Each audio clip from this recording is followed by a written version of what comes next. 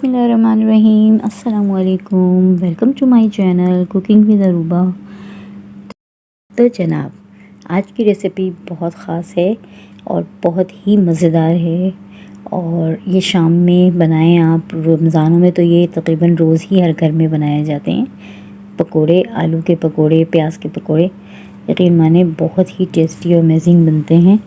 तो अगर आपको मेरी रेसिपी देखने के बाद पसंद आती है तो लाइक कीजिए, शेयर कीजिए अपने दोस्तों और फैमिली मेम्बर्स में, और मेरे चैनल को सब्सक्राइब कीजिए। बेल आइकन को ज़रूर हिट किया कीजिए क्योंकि इससे हमें बहुत मोटिवेशन मिलता है। तो चलिए स्टार्ट करते हैं। बिस्मिल्लाहिर्रहमानिर्रहीम। ये मैंने एक प्याली के बराबर भर के बेसन ले लिया है, इसे छान लिया है। 2 प्याज ले लिए, इसे चॉप कर लिया बारीक। एक आलू को चॉप कर लिया है और एक आलू को मैंने बारीक गोल स्लाइस में कर लिया है। और हरा धनिया ले लिया है, हरी मिर्चें ले ली हैं जिन्हें मैंने चॉप कर लिया है।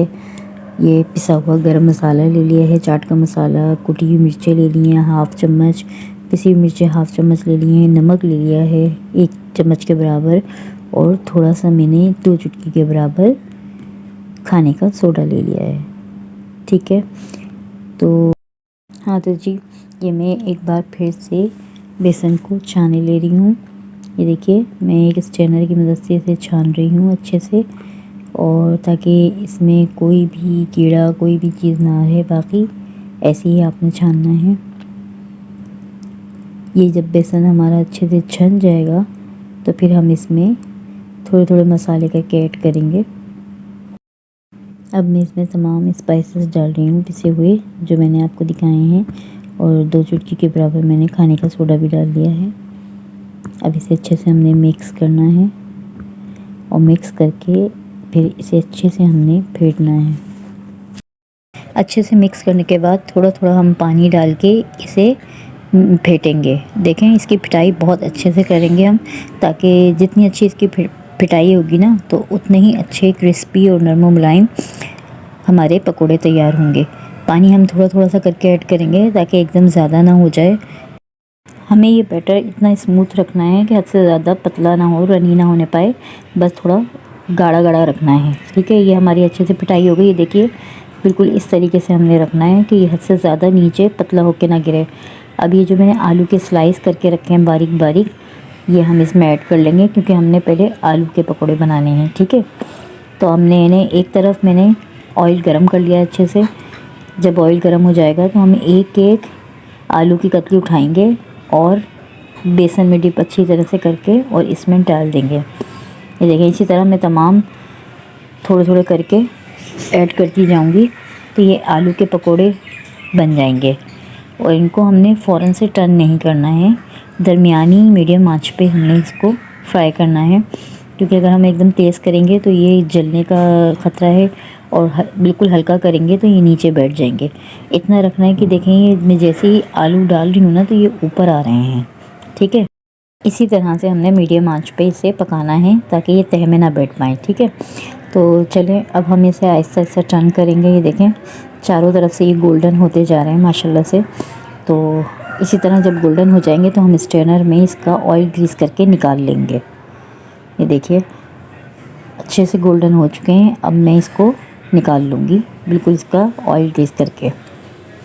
ठीक है, ये प्लेटर में हम निकाल रहे हैं। तो इसी तरीके से मैं बाकी के भी आलू के पकोड़े फ्राई कर लूँगी। ठीक है, तो अब देखिए, ये जो बाकी का बैटर हमारा बचा है बेसन का, वो हम लेंगे और इसमें मैंने जो आलू के बारीक बारीक चॉप्स किया था एक आलू, वो और बारीक प्याज जो चॉप की थी वो इसमें ऐड कर दूँगी। ठीक है, और ये मैंने पुदीना भी थोड़ा सा ऐड कर दिया है, और बाकी मसाले तो इसमें ऐड ही हैं। हाँ तो जी, अब देखिए, इसको हमने अच्छे से फेंटना है। बहुत अच्छी तरीके से हमने इसकी पिटाई करनी है ताकि ये अच्छे से एक जान हो जाएं। ठीक है, 2 मिनट तक मैं इसकी अच्छे से पिटाई करूँगी। ये मिक्स हो जाएगा तो बहुत ही फ्लफ़ी और नरम मुलायम इसके पकोड़े रेडी होंगे। तो चलिए, अब इस बैटर का हम एक एक चम्मच डालते हैं इसमें कढ़ाई में। आप चाहें तो हाथ से भी इसे फेंट के हाथ से भी डाल सकते हैं, मैं चम्मच की मदद से डाल रही हूँ। ये देखिए, एक एक। अब ये प्याज के पकोड़े हमारे अच्छे से फ्राई करने हैं हमने। प्याज के पकौड़े भी उसी तरीके से हमने 2 मिनट तक इसको स्टे देना है और नॉर्मल ही मीडियम आंच ही रखनी है हमने चूल्हे की, हद से ज़्यादा तेज़ नहीं करनी। जितने हमारे पकोड़े इस कढ़ाई के अंदर आ जाएं उतने ही डालने हैं, उससे हद से ज़्यादा एक्स्ट्रा नहीं करने।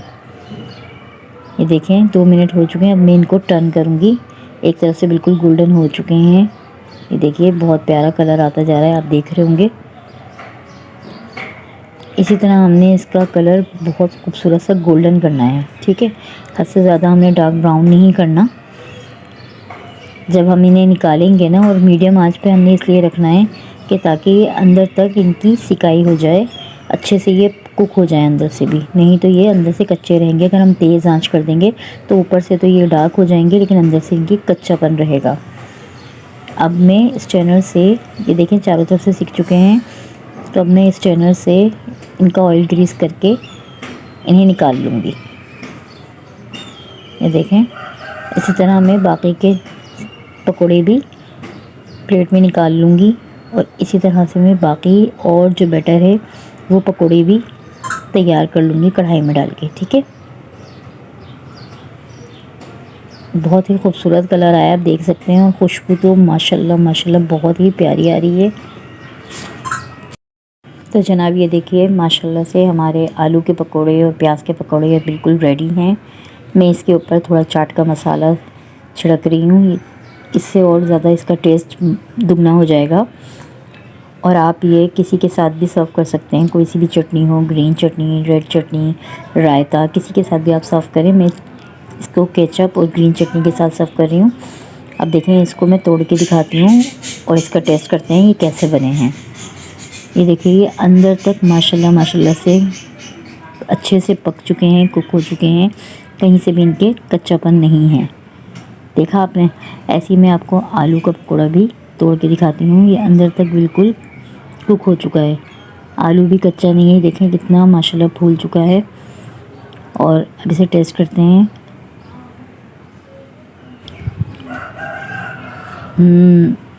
यकीन मानिए बहुत ही मज़ेदार बने हैं। आप एक दफ़ा बना के ज़रूर ट्राई कीजिएगा। अगर आपको पसंद आए रेसिपी तो प्लीज़ मुझे लाइक कीजिए, मेरे चैनल को सब्सक्राइब कीजिए और बेल आइकन को ज़रूर हिट किया कीजिए, इससे हमारा बहुत हौसला बढ़ता है। और दुआओं में याद रखिएगा, अपना बहुत सारा ख्याल रखिएगा। मिलती हूँ नेक्स्ट रेसिपी के साथ। अल्लाह हाफ़िज़।